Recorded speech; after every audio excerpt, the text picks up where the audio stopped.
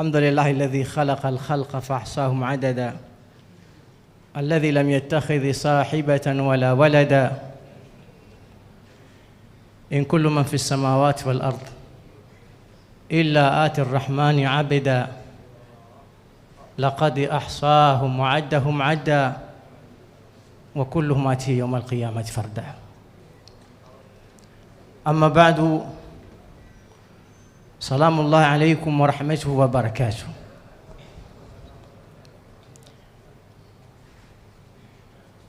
بعدكم محمدي الله سبحانه وتعالى لكم تكي رحمة أماني متومي محمد صلى الله عليه وسلم. Wageni walikwa, viongozi, mashekhe, taarifa imeshapita na nimepewa dakika 2. Napenda kutoa neno la mmoja katika baadhi ya wanaume bora akiongea na mkewe. Mke anaitwa Zainab. Kwa mapenzi ya miaka 25 ambao hayana ugomvi, akasema maneno mazuri haya. Asema, raaitu rijala yadhribuna nisaahum fashullat yamini hina adribu Zainaba wan nisau kawakibu idha talat lam tabdu minhunna kawkaba.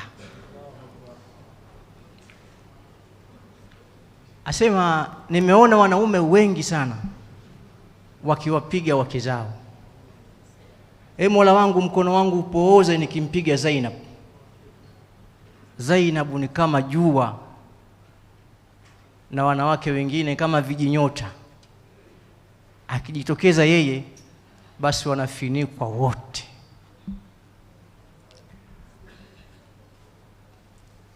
Haya mashairi yanaonesha namna gani upendo na mapenzi makubwa ambayo aliyokuwa nayo huyu mwanamume katika kumsifu mkewe.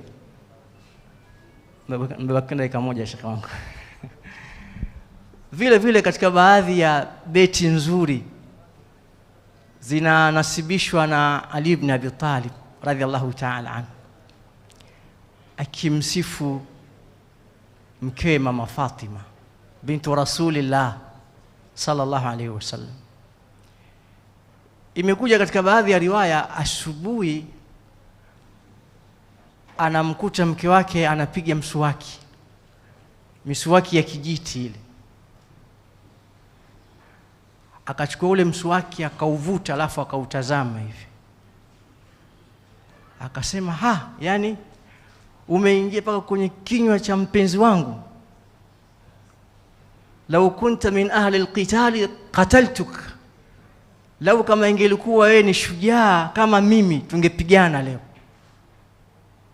Maafaza minha, hakuna aliyefaulu kwa Fatima isipokuwa mimi na wewe.